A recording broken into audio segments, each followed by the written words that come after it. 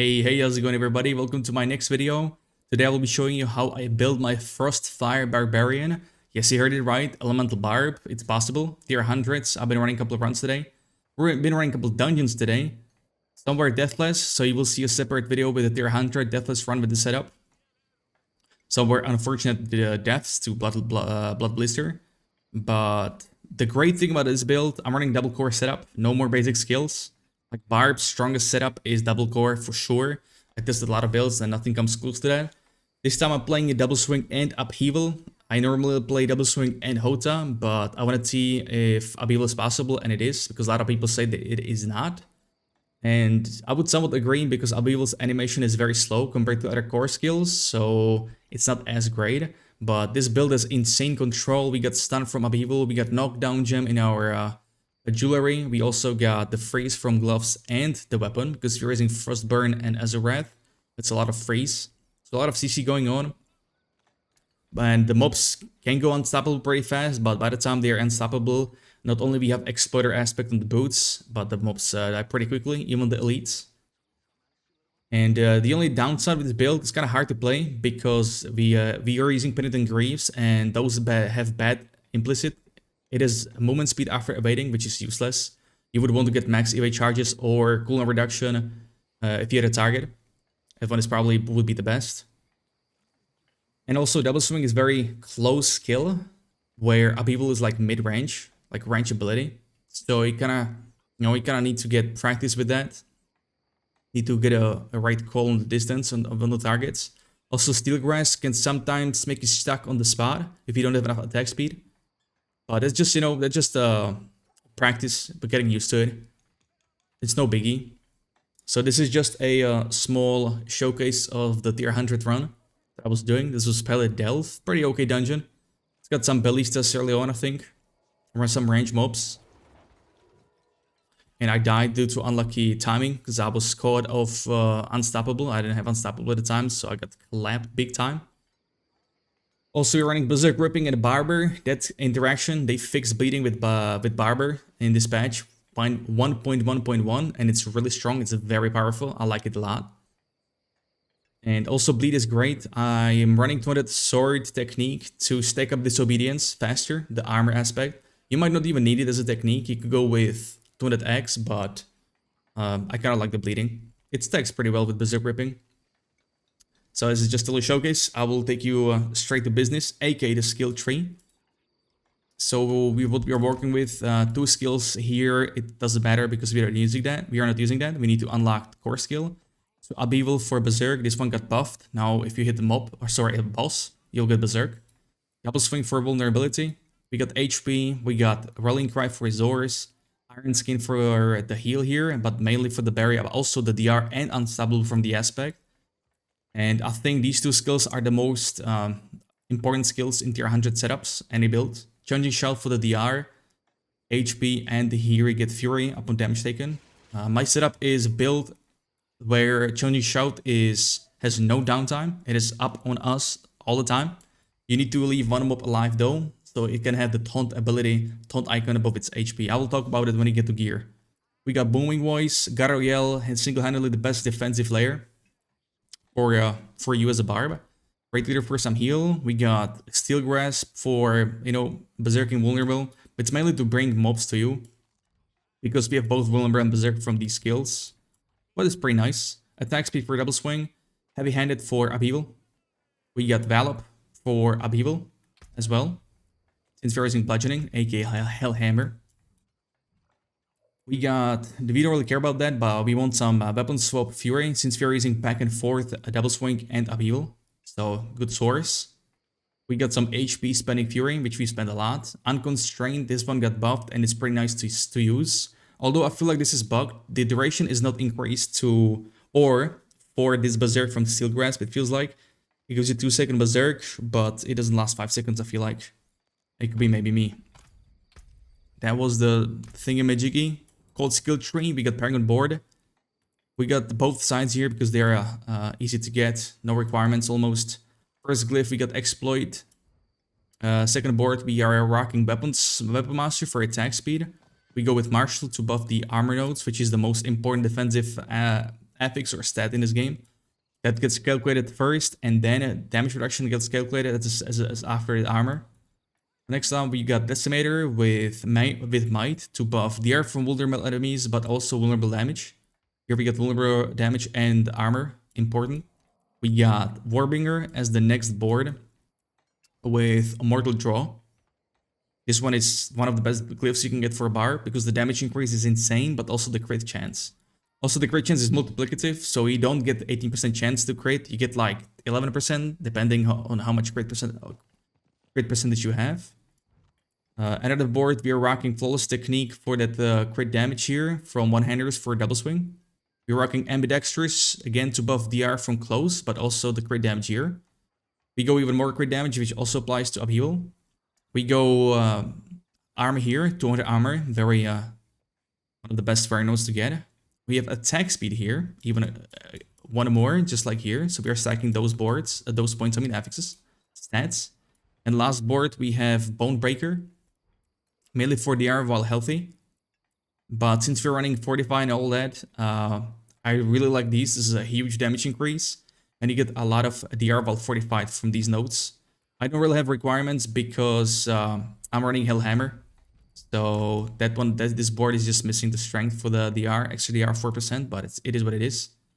Here we are running Wrath for the crit damage and getting Fury and crit. Hard to say if this one works after the patch. It didn't work before with Barber.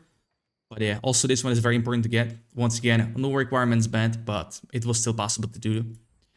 If you're struggling with survivability, you can, get some points from attack speed and go for more armor nodes around here. And I could recommend getting strength, but it's kind of hard to get because, yeah, we're running a lot of uniques. So this is the Paragon board. We got the gear right now. So headpiece, you want to focus on, well, this is not an ideal headpiece because I don't really need max Fury. I would want to get max HP instead of that. That's on my ult. I actually forgot to put that on. I didn't realize, but whatever. So we could have much higher HP than this. But you want to get CC duration, armor, and cooldown reduction with max HP. The reason for CC duration, to apply, taunts on Challenging Shout as a CC. So with this CC duration, you are making your Challenging Shout last longer. And with Smiting that I'm running on Amulet right here, which makes your CC duration increase by 60%. That's already like 72% right here. You can get up to 20 almost. Then the taunt, lasts longer on the targets. And this is just a full uptime on Challenging Shout combined with Bold Chieftain. Cooldown reduction up to 6 seconds. Easy clap. You are running Weapon Mastering for extra charge on Steel Grasp.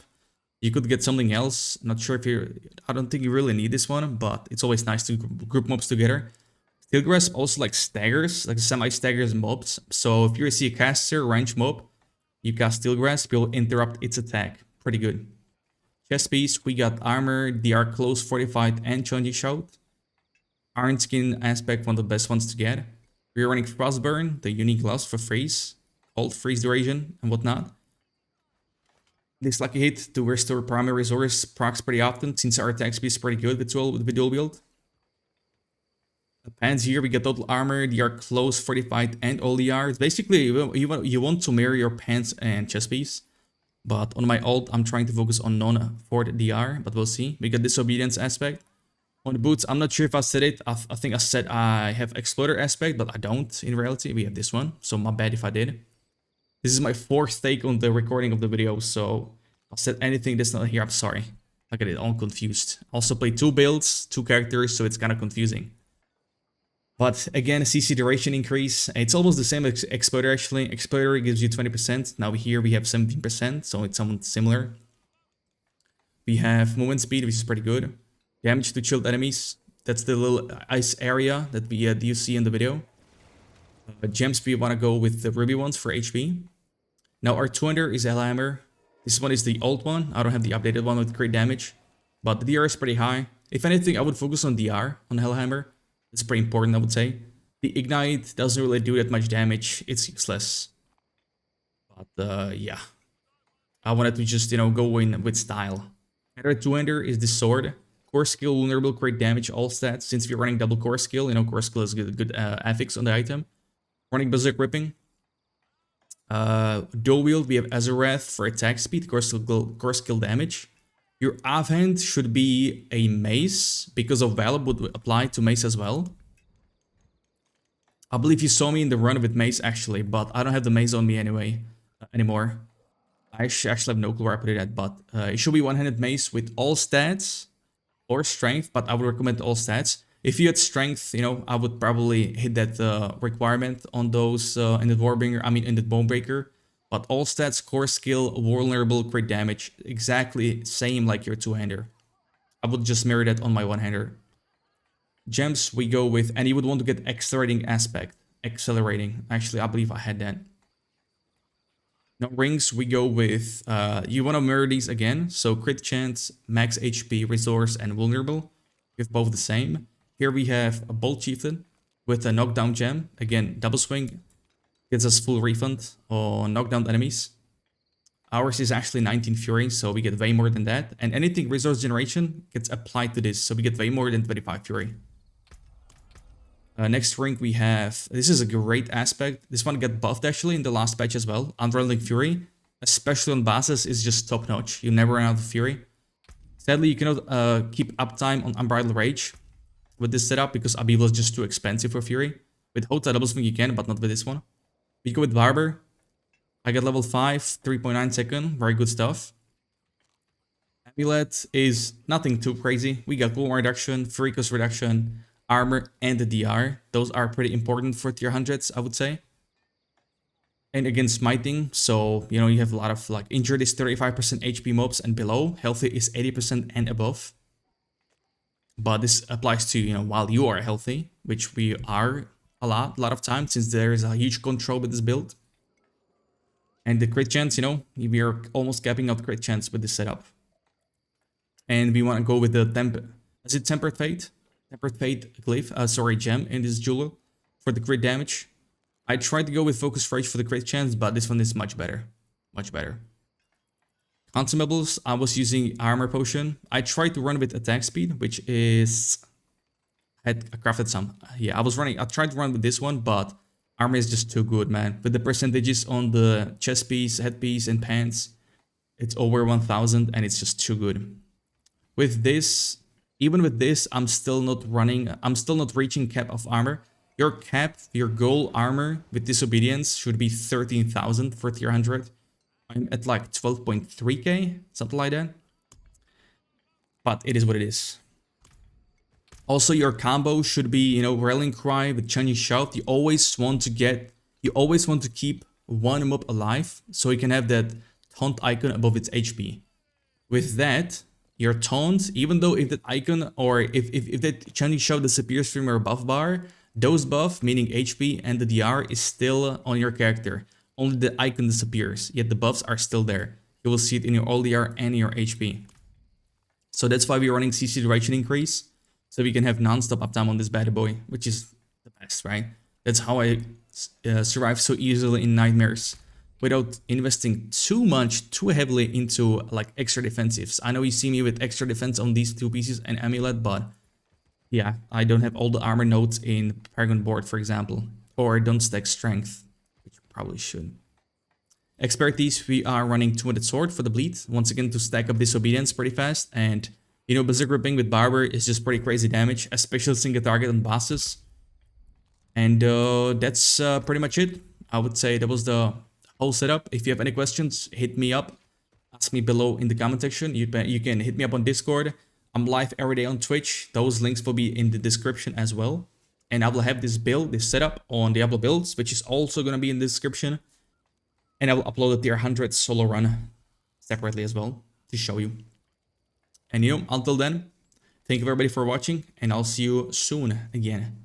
Take it easy, and I'm out. Peace.